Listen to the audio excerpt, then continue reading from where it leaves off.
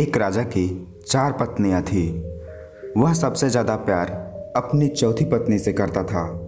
उसका बहुत ध्यान रखता था, उसकी बहुत परवाह करता था।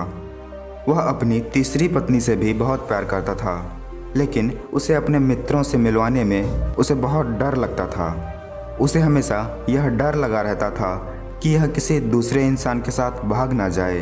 वह अपनी दूसरी पत्नी से भी प्यार करता था। जब भी उसे कोई परेशानी आती तो वह अपनी दूसरे पत्नी के पास जाता था और वह उसकी समस्या सुलझा देती थी। लेकिन वह अपनी पहली पत्नी से बिल्कुल भी प्यार नहीं करता था, जबकि वह पत्नी उससे बहुत प्यार करती थी, उसकी बहुत देखभाल करती थी। एक दिन वह राजा बहुत बीमार पड़ गया और उसे अब यह एहसास हो गया कि अब वह मर जाएगा। उसने अपने आप से कहा, मेरी 4 पत्नियां हैं, उसमें से किसी एक को मैं अपने साथ ले जाऊंगा। जब मैं मरूं तो मरने में वह मेरा साथ देगी। तब उसने चौथी पत्नी से कहा, क्या तुम इस मौत में मेरा साथ दोगी, मेरे साथ चलोगी? तो चौथी पत्नी बोली, अभी तो मेरी उम्र बहुत छोटी है, अभी तो मैंने कुछ देखा ही नहीं है, मैं आपके साथ नहीं चल सकती। फिर उसने तीसरी पत्नी से पूछा, क्या तुम मेरे साथ चलोगी? तीसरी पत्नी ने जवाब दिया, नहीं, मुझे अपनी ज़िंदगी से बहुत प्यार है और जब तुम मर जाओगे मैं दूसरी शादी कर लूँगी। फिर उसने अपनी दूसरी पत्नी से कहा।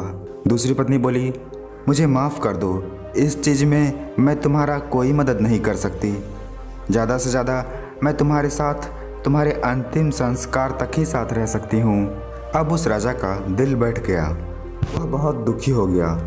तब उसे एक आवाज़ सुनाई दी और उस आवाज़ ने कहा, मैं तुम्हारे साथ चलने को तैयार हूँ, तुम जहाँ भी जाओगे मैं तुम्हारे साथ चलूँगी। जब उस राजा ने देखा तो वह उसकी पहली पत्नी थी, लेकिन वह बहुत बीमार सी हो गई थी, क्योंकि उसका कोई ख्याल नहीं रखता था, उसे कोई पसंद नहीं करता था।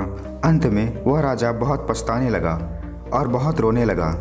राजा ने कहा, मुझे तुम्हारी देखभाल करनी चाहिए थी, तुम्हारी परवाह करनी चाहिए थी, मैं सब कुछ कर सकता था, लेकिन फिर भी मैंने तुम्हारी कभी परवाह नहीं की, कभी तुम्हें प्यार नहीं किया, जबकि तुमने मुझे हमेशा प्यार किया। तो दोस्तों, क्या आप जानते हैं वह राजा कौन है? वह राजा है आप खुद। दरअसल एक इंसान की 4 पत्नियां होती है। पहली पत्नी होती है शरीर, चाहे हम उसे जितना भी सजा लें, जितना भी संवार लें, पर जब आप मरेंगे तो यह आपका साथ छोड़ देगा।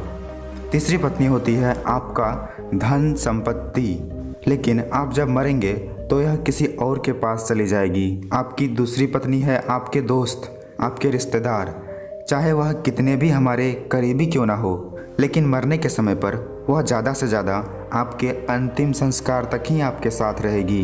लेकिन पहली पत्नी होती है आपकी आत्मा, आपकी चेतना, जो इस संसार के आकर्षण में, संसार के माहौल में कहीं खो जाती है, जिसकी तरफ हम कभी ध्यान नहीं देते, इसे हम भुला देते हैं। लेकिन वह आत्मा, वह चेतना आपका साथ कभी नहीं छोड़ती। चाहे कितना भी बड़ा दुख आ जाए, चाहे मौत ही क्यों ना आ जाए, पर आपकी चेतना और आत्मा आपका साथ कभी नहीं छोड़ती है। इसलिए हमें अपनी आत्मा पर ध्यान देना चाहिए, अपनी बाहरी रूप पर नहीं। हम ध्यान के मार्ग पर चलकर ही अपनी चेतना को समझ सकते हैं।